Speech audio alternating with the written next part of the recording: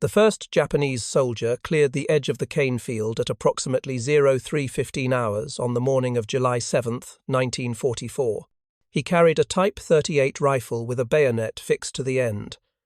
Behind him came another man, then another, then hundreds more, emerging from the darkness in a human wave that seemed to have no end. They were screaming, not the battle cries of men advancing tactically, but something primal, a collective roar that carried across the northern tip of Saipan Island with enough volume to wake sleeping Marines 300 yards away. Lieutenant Colonel William O'Brien, commanding the 1st Battalion, 105th Infantry Regiment, heard them coming before he saw them. The sound was unlike anything in his combat experience. It wasn't the controlled aggression of soldiers executing a night attack. It was the sound of men who had already decided to die, who were running toward death with the fervor of believers rushing toward salvation. O'Brien grabbed his field telephone and cranked the handle, connecting to regimental headquarters. "They're coming," he said simply. "Hundreds of them, maybe more." What O'Brien couldn't know in that moment, what none of the American defenders positioned along the perimeter could fully grasp, was that they were about to witness the largest banzai charge of the Pacific War. Approximately 4,000 Japanese soldiers and civilians, many armed only with bamboo spears or sharpened sticks, were executing what their commanders called a gyokusai, a shattering of the jewel, a final suicidal assault designed to kill as many Americans as possible before death claimed every attacking Japanese soldier. If you're enjoying this deep dive into the story, hit the subscribe button and let us know in the comments from where in the world you are watching from today. The Japanese called it an honorable death. The Americans would call it something else entirely, a massacre. But to understand why nearly 2,000 men died in the span of 6 hours, why Japanese commanders ordered an attack they knew would fail, and why American firepower proved so devastatingly effective, we must first understand the doctrine that brought those men to that cane field in the pre-dawn darkness of a July morning. The Banzai Charge was not born from desperation. It was born from belief, from a military culture that had evolved over centuries, from a warrior tradition that valued death over surrender, attack over defense, and spiritual strength over material advantage.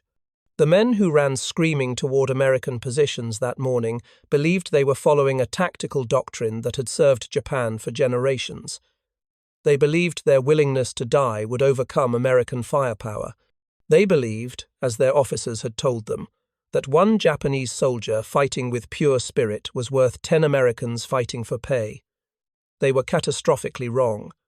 But the reason why takes us back years, before Saipan, back to the foundations of Japanese military thinking, back to victories that had convinced an entire army that bayonet charges could defeat machine guns, that fighting spirit could overcome industrial firepower, that death was preferable to the shame of tactical withdrawal.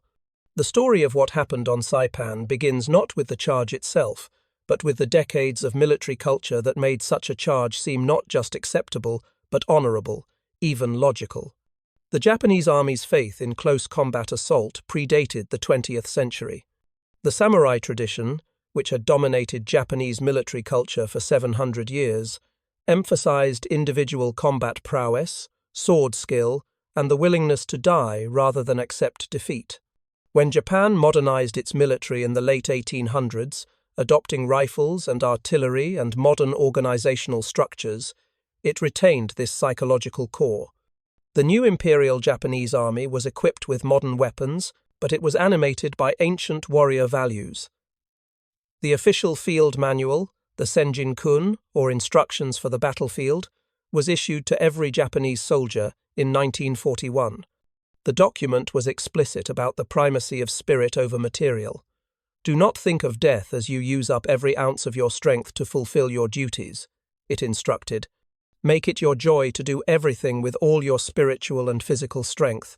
Fear not to die for the cause of everlasting justice. The manual continued. Do not live in shame as a prisoner. Die to avoid the disgrace of being captured alive. This was not mere rhetoric.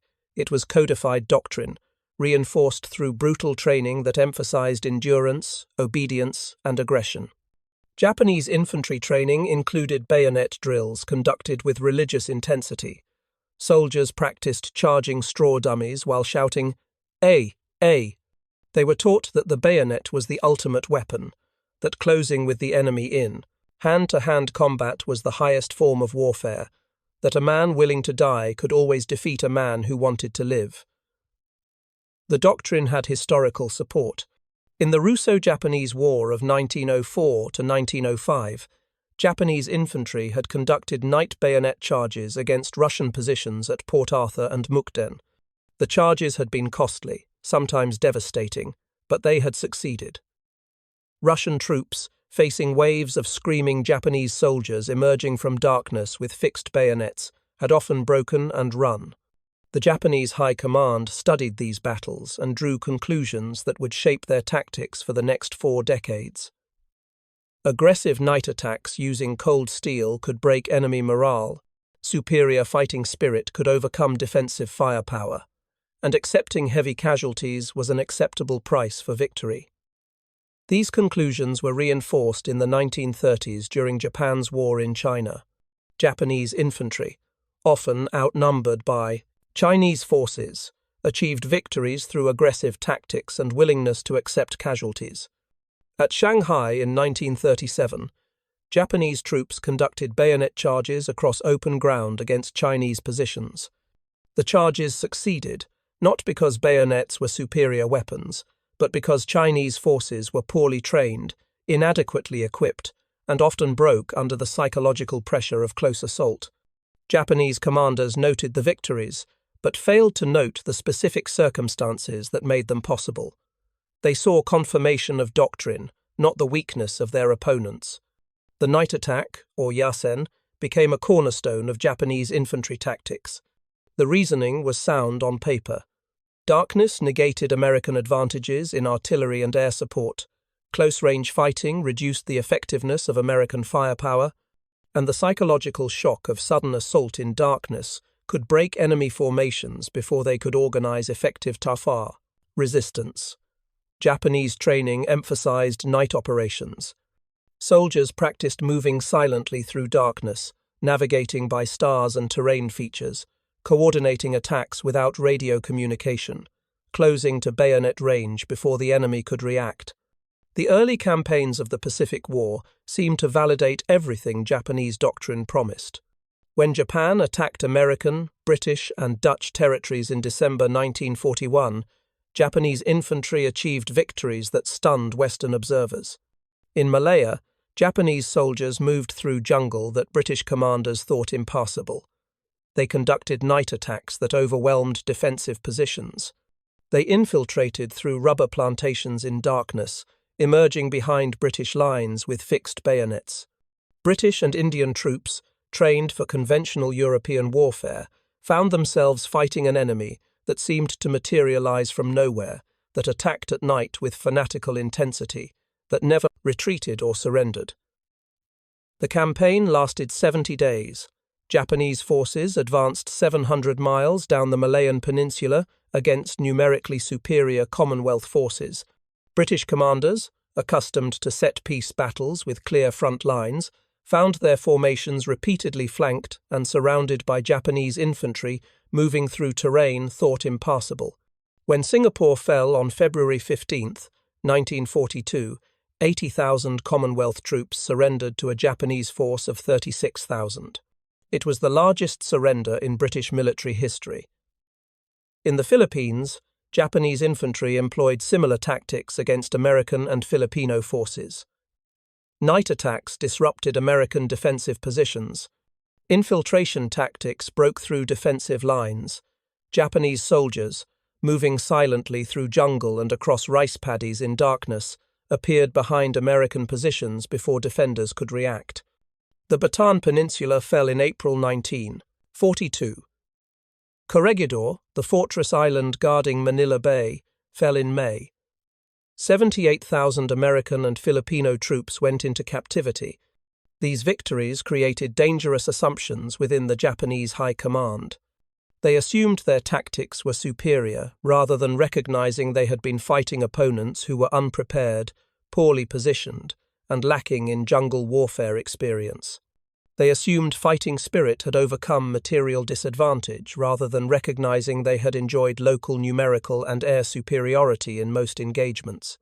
They assumed night attacks and bayonet charges were universally effective, rather than understanding these tactics succeeded against specific opponents under specific circumstances. By mid-1942, Japanese military doctrine had hardened into dogma. Night attacks worked. Bayonet charges broke enemy morale. Fighting spirit overcame firepower. These weren't just tactical principles.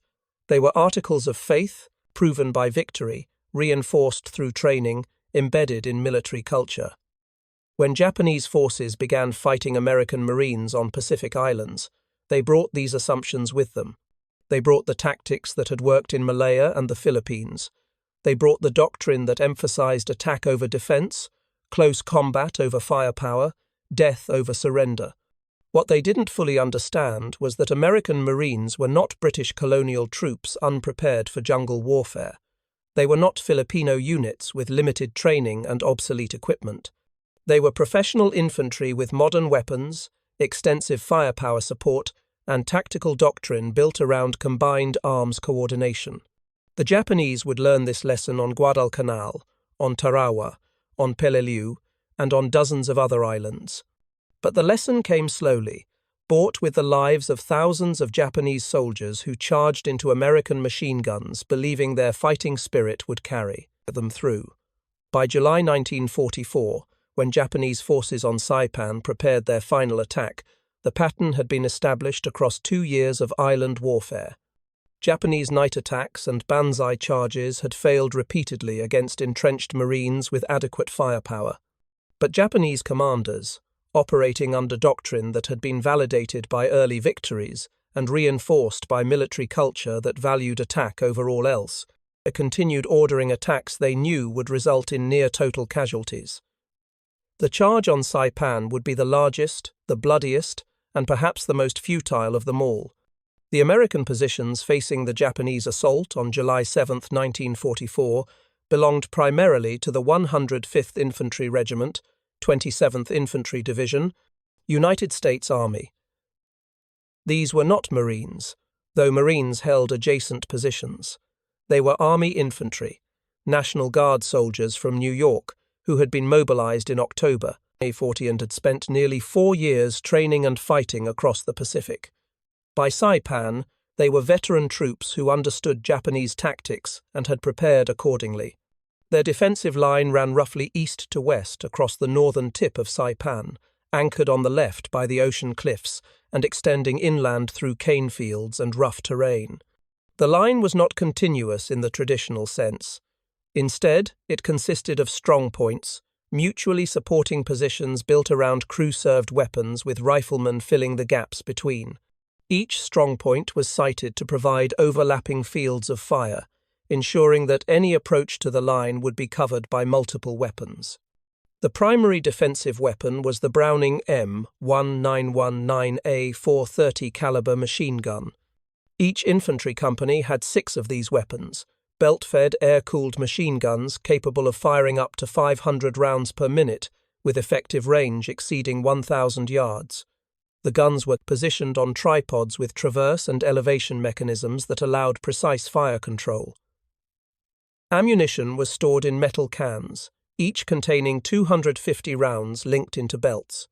A trained crew could change barrels in seconds when overheating threatened, maintaining sustained fire indefinitely as long as ammunition lasted. Heavier firepower came from Browning M250 caliber machine guns, the same weapons that had proven so effective against Japanese tanks. These guns, firing at 450 to 600 rounds per minute, could engage targets at ranges exceeding 2,000 yards. The 50 caliber rounds, each weighing over 4 ounces, could tear through vegetation, penetrate light cover, and inflict devastating wounds on human targets. The guns were positioned at key points along the defensive line, sighted to cover likely avenues of approach and provide long-range interdiction fire. Artillery support came from multiple sources. The 105th Infantry's own weapons company operated 81mm mortars, medium indirect fire weapons that could drop high explosive shells onto targets up to 3,000 yards away. Each shell contained approximately 3 pounds of explosive, sufficient to kill or wound anyone within a 30-foot radius of impact.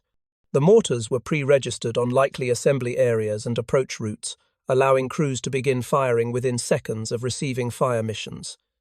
Heavier support came from the attached field artillery battalions.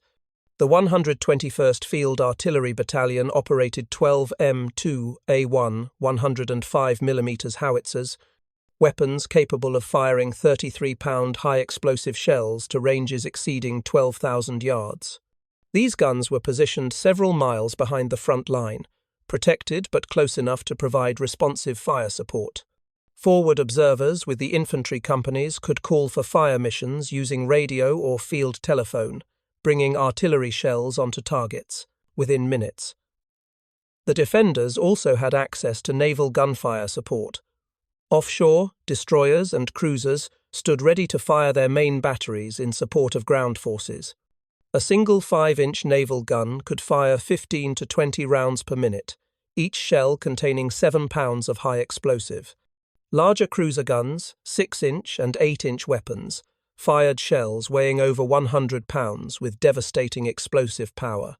Fire support ships maintained radio contact with shore fire control parties who could direct naval gunfire onto targets visible from the front lines. The Americans had one more critical advantage: illumination. Artillery units had shells filled with magnesium flares suspended beneath parachutes. When fired, these shells would burst at predetermined altitudes, igniting flares that would drift slowly earthward while burning at extraordinary intensity, turning night into harsh, artificial daylight for minutes at a time. The illumination shells allowed defenders to see attacking forces clearly, negating the Japanese tactical advantage of darkness, transforming a night attack into a shooting gallery where every attacker was visible while defenders remained hidden in their prepared positions. The defensive positions themselves reflected lessons learned through 2 years of fighting Japanese infantry. Foxholes were deep, providing protection from shell fragments and small arms fire. Machine gun positions had overhead cover against mortar fire and were sighted in depth so that even if forward positions were overrun, rear positions could continue firing.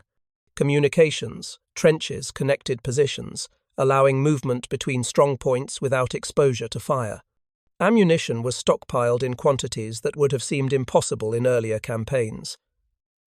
Each machine gun position had thousands of rounds immediately available, with more stored nearby. Lieutenant Colonel William O'Brien had perhaps 15 minutes between the first sighting reports and the moment the Japanese assault hit his battalion's positions. He used the time efficiently.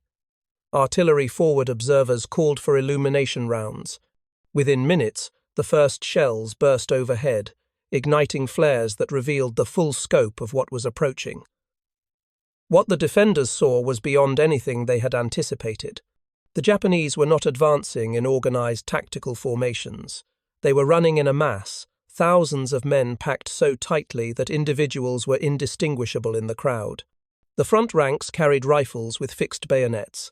Behind them came men with swords, officers waving katanas overhead. Behind them came men with bamboo spears, sharpened poles that could serve as makeshift weapons in close combat. Some carried satchel charges, explosive packs that could be thrown into American positions. Many were wounded already, bandaged soldiers from the field hospital who had been sent into the attack because every able body was needed.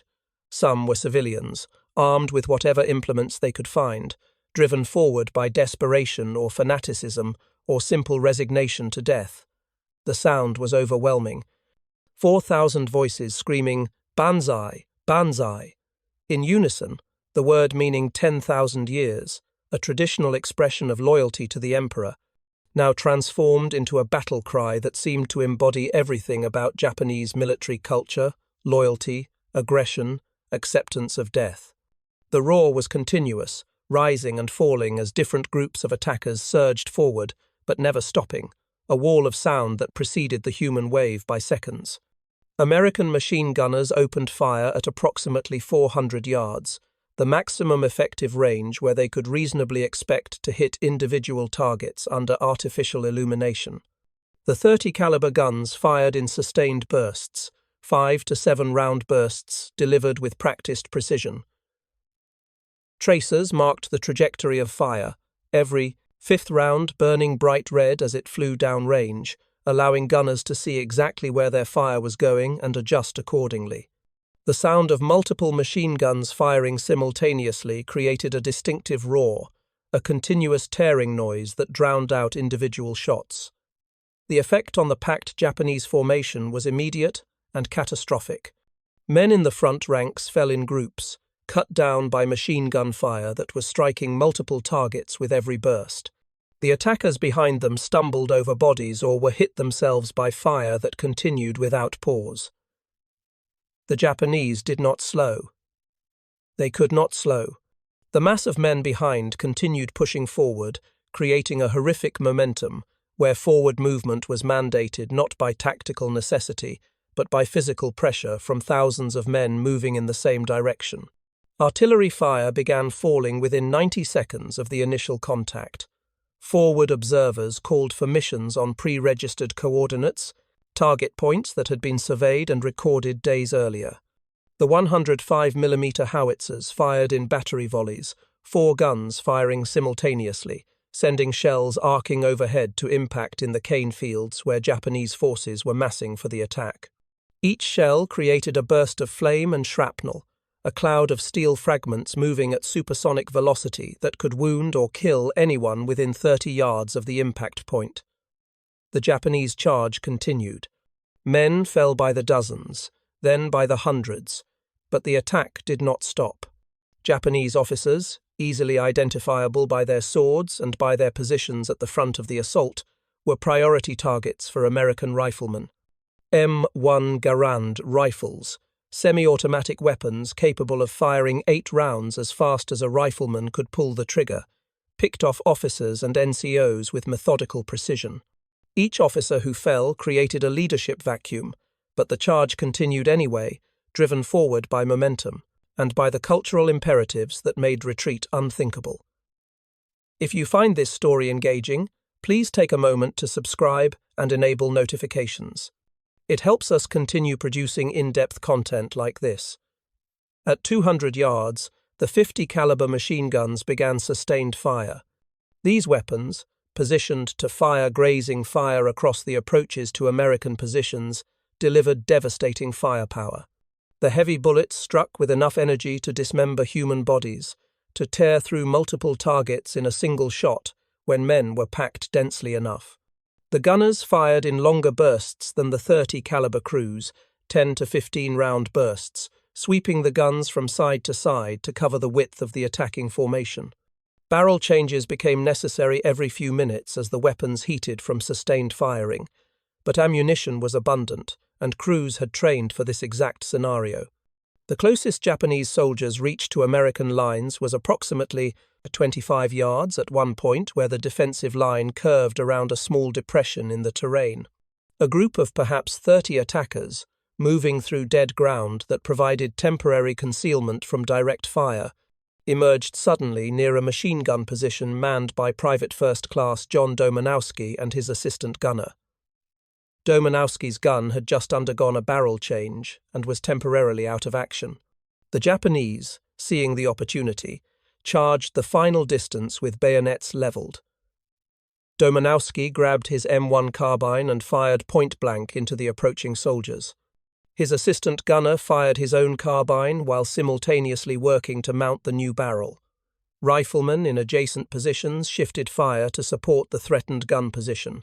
The Japanese soldiers fell within feet of the American foxhole, their momentum carrying them forward even as bullets struck home. One Japanese soldier, already mortally wounded, managed to lunge forward with his bayonet, striking Domanowski in the shoulder before collapsing. It was the only American casualty at that particular position, bought at the cost of 30 Japanese lives. This pattern repeated across the defensive line throughout the night and into the morning hours. Japanese forces would mass in the cane fields or in ravines, attempting to find covered approaches to American positions. Illumination rounds would expose them. Artillery and mortar fire would fall on the assembly areas. Survivors would charge forward anyway, running into machine gun fire that cut them down in windows. Small groups would occasionally penetrate to close range, only to be killed by rifle fire or grenades before they could inflict significant casualties. The Japanese attack was not a single wave, but rather a series of assaults that continued through the night. As forward groups were destroyed, commanders in the rear would organize new attacks using whatever forces remained. Some attacks were relatively organized, with officers attempting to coordinate movement and concentrate forces at weak points. Others were simply desperate rushes by groups of soldiers who knew they were going to die and wanted to kill Americans before death found them.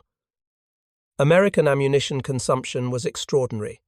Machine gun crews fired thousands of rounds per gun, changing barrels multiple times as weapons overheated from sustained use. The 30 caliber guns, each with a basic load of 3,000 rounds, exhausted their initial ammunition supplies and required resupply from battalion stocks. Riflemen armed with M1 Garands went through hundreds of rounds each, far exceeding normal combat consumption rates.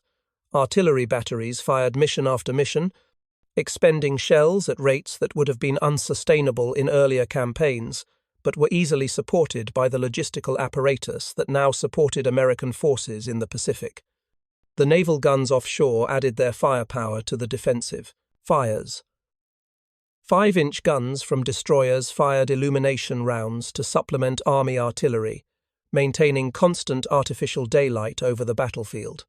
When Japanese forces attempted to mass in areas beyond the range of Army mortars, naval gunfire was directed onto those positions, 6-inch and 8-inch shells, creating massive explosions that could be felt by American defenders hundreds of yards away. By 0600 hours, as natural dawn light began illuminating the battlefield, the intensity of Japanese attacks had diminished noticeably. The charges continued, but they were smaller now, groups of 50 or 100 men rather than waves of thousands. The cane fields between the Japanese start line and American positions were carpeted with bodies. So many dead that walking between them without stepping on human remains was impossible. Some wounded Japanese soldiers, unable to continue the attack but unwilling or unable to retreat, remained in place among the dead, occasionally firing rifles at American positions or calling for help that would not come. The final significant attack came at approximately 0800 hours. A group of perhaps 200 Japanese soldiers, many of them wounded, conducted what amounted to a walking advance toward American positions. They were not running. They were not screaming. They were simply walking forward with weapons held ready, advancing at a steady pace toward defensive positions they could see clearly in full daylight. American machine gunners, who had been firing for 5 hours with only brief pauses, opened fire again. The Japanese soldiers fell in neat rows, cut down by fire from multiple weapons. Not one reached the American defensive line. The attack ended not with dramatic last stands, but with the simple cessation of movement as the last attackers fell. When American patrols moved forward at 0930 hours on July 7, 1944, they entered a landscape transformed by 6 hours of industrial violence. The cane fields that had provided concealment for the Japanese approach were trampled flat, the vegetation shredded by machine gun fire and shell fragments. The ground itself seemed to have been ploughed by the weight of explosives, churned into a moonscape of overlapping shell craters, each depression filled with muddy water mixed with blood. The bodies lay in patterns that told the story of the battle more clearly than any after-action report. Near the Japanese start line, approximately 800 yards from American positions, the dead were scattered in loose groups, men who had been hit by artillery fire as they assembled for the attack, or who had fallen to long-range machine gun fire in the initial minutes of the assault. Closer to American lines, the density increased. At 400 yards, bodies lay in windows, stacked upon each other where multiple men had fallen in the same machine gun-beaten zone. At 200 yards, the carnage was beyond description. Bodies were piled 3 and 4 deep in some places, the dead lying in positions that suggested they had been running at full speed when bullets struck them down. The official count, compiled over 2 days as graves registration teams worked through the battlefield, recorded 1,942 Japanese dead. The actual number was certainly higher. Bodies in shell craters filled with water were not always found immediately. Some wounded Japanese soldiers crawled into the remaining cane fields or into ravines and died there, their bodies discovered weeks later. Some were so thoroughly dismembered by artillery fire that counting individual casualties became impossible, and estimates had to suffice. American casualties from the Banzai charge itself numbered 106 killed and 245 wounded.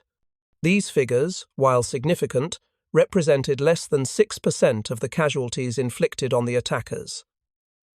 The exchange ratio, nearly 20 Japanese dead for every American killed, was among the most lopsided of the Pacific War. But the numbers alone did not capture the full reality of what had occurred. Lieutenant Colonel William O'Brien, who had commanded the 1st Battalion through the night battle, was among the American dead. He had been killed not during the main assault but in the final hours of fighting, shot by a Japanese soldier who had infiltrated close to battalion headquarters. O'Brien had received the Medal of Honor posthumously, the citation noting his leadership in organizing the defense that had destroyed the Japanese attack. His death illustrated an important truth about the Banzai charge. Even in catastrophic defeat, even when an attack failed to achieve any tactical objective, Japanese soldiers could still inflict casualties through individual acts of desperate courage. The Japanese survivors, those who had not participated in the charge or who had somehow survived wounds that should have been fatal, faced psychological devastation that transcended physical injury. Corporal Kiyoshi Ogawa, captured by Marines on July 9th after being found hiding in a cave with untreated bullet wounds to his leg and abdomen, told his interrogators that he had watched the entire charge from a position on the flank. He had been assigned as a runner to the regimental commander and had witnessed the attack unfold from beginning to end. Ogawa's account, preserved in intelligence reports and later in historical archives, provided rare insight into Japanese perceptions of the disaster. He described how regimental officers had briefed the assembled troops before the attack, telling them that American forces were exhausted and demoralized, that one more determined assault would break the American line, that death in service to the Emperor was the highest honor a soldier could achieve. The officers had not lied about the near certainty of death, but they had lied about everything else. American forces were not exhausted. The line did not break. The attack achieved nothing except the destruction of the attacking force. Ogawa reported that he had believed the officers completely before the attack began.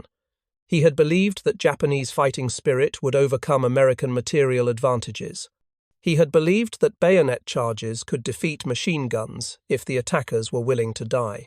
He had believed these things because his entire military training had reinforced them, because earlier victories in China had seemed to prove them, because the alternative, accepting that Japanese tactics were fundamentally flawed, was unthinkable within the context of military culture that defined his existence.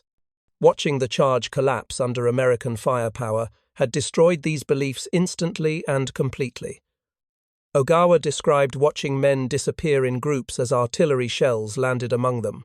He described seeing entire ranks of soldiers fall simultaneously when machine gun fire swept across the formation. He described the desperate futility of men charging toward positions that were simply annihilating them with industrial efficiency, like workers at a factory processing raw materials into finished products, except the product was corpses. The Banzai charge on Saipan was not an isolated incident, but rather the largest and most visible example of a tactical approach that had failed repeatedly throughout the Pacific War. On Guadalcanal in October 1942, Japanese forces had conducted night attacks against Marine positions along the Matanikau River. The attacks had been repulsed with heavy Japanese casualties and minimal American losses. On Tarawa in November 1943, Japanese defenders had launched counterattacks against Marine beachheads, achieving nothing except adding to their own casualty counts. On Kwajalein in February 1944, similar attacks had similar results. Each failure had been explained. away by Japanese commanders as resulting from specific local factors rather than fundamental tactical flaws. The troops had not attacked with sufficient spirit. The Americans had been lucky. Coordination had been imperfect. The underlying doctrine was never questioned, because questioning doctrine meant questioning the entire structure of military culture that defined the Imperial Japanese Army. To admit that Banzai charges were suicide rather than tactics, that fighting spirit could not overcome firepower, that death in futile attacks was waste rather than honor, would require dismantling beliefs that held the military together. American commanders, by contrast, had learned clear lessons from each engagement with Japanese forces. Night attacks could be defeated through illumination and prepared defensive positions. Banzai charges could be stopped through concentration of automatic weapons fire and pre-registered artillery. Japanese tactics, once understood, were predictable and could be countered methodically. The challenge was not defeating the attacks, but maintaining the firepower and ammunition supplies necessary to do so consistently. The industrial disparity that made this possible was extraordinary. American factories were producing machine gun ammunition at rates exceeding 1 billion rounds per month by mid-1944. Artillery shell production exceeded 2 million rounds monthly for 105mm howitzers alone. The logistical network that delivered these supplies to Pacific Islands involved thousands of ships, hundreds of thousands of support personnel, and coordination across distances that would have been unimaginable in earlier wars. A single American infantry battalion on Saipan expended more ammunition in one night of defensive fighting than some nations produced in entire wars. Japanese industry, strangled by submarine warfare that had reduced merchant shipping to a fraction of pre-war levels, could not begin to match this. Production. Japanese soldiers in the Pacific were often reduced to carefully husbanding ammunition, firing rifles sparingly, avoiding prolonged engagements because replacement ammunition might not arrive for weeks or months. The contrast between American abundance and Japanese scarcity was visible in every battle, evident in every engagement where American forces could afford to saturate target areas with fire, while Japanese forces had to carefully select targets and limit expenditure. The Saipan Banzai charge represented the collision of these two realities in its starkest form. Japanese commanders, operating under doctrine that emphasized attack and accepted massive casualties as normal, ordered an assault that consumed virtually every remaining combat-effective soldier on the northern portion of the island. American commanders, with access to virtually unlimited firepower and ammunition, organized a defense that methodically destroyed the attacking force with minimal friendly casualties. The outcome was predetermined not by courage or leadership or tactical skill, though all these factors mattered, but by the fundamental industrial and material disparities between the two nations. Japanese military culture had prepared soldiers to die, but not to fight effectively in modern industrial warfare. American military culture, with its emphasis on firepower, combined arms coordination, and logistics, had created an approach to warfare that treated battles as problems to be solved through application of overwhelming material resources. The two approaches had collided repeatedly across 2 years of Pacific fighting. Saipan was simply the largest and clearest example of what happened when they met. The psychological impact on surviving Japanese forces across the Pacific was profound. Word of the Saipan disaster spread through military channels despite efforts to suppress it. Japanese soldiers on other islands heard what had happened. They knew that 4,000 men had attacked, and fewer than 100 had survived. They knew that American firepower had simply annihilated the attacking force. They knew that similar attacks on other islands had similar results. And they knew that Japanese doctrine would continue demanding such attacks regardless of outcomes, because admitting failure would require admitting that the entire basis of Japanese military culture was flawed. The Banzai charge, as a deliberate tactical choice, effectively ended at Saipan, though Japanese commanders would never formally acknowledge this.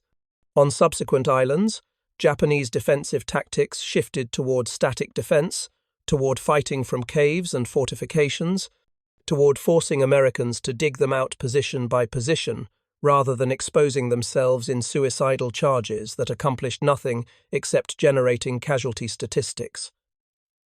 The shift was pragmatic rather than doctrinal. Commanders recognized that they could inflict more American casualties and delay American advances longer by defending in place rather than attacking.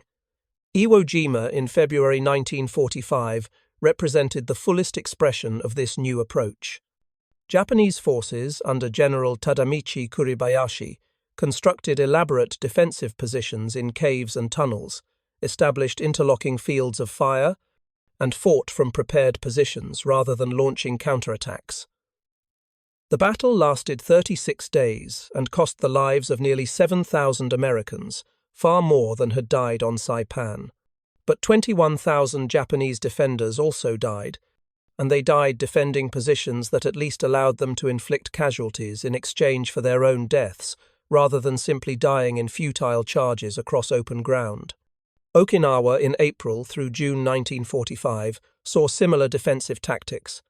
Japanese forces fought from caves and fortified positions, conducting limited counterattacks but never committing to large-scale banzai charges of the type seen on Saipan. The battle lasted 82 days and cost 12,000 American lives, the highest toll of any Pacific battle. But it also cost over 100,000 Japanese military lives, and the casualty ratio, while more favorable to the Japanese than at Saipan, still represented unsustainable losses that could not be replaced. The survivors of Saipan's banzai charge, the few dozen men who had participated and lived, carried their experience for the rest of their lives.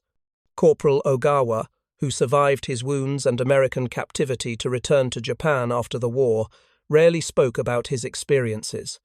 When he did, in interviews conducted decades later by historians, he described the charge with a flat, affectless tone that suggested trauma never fully processed.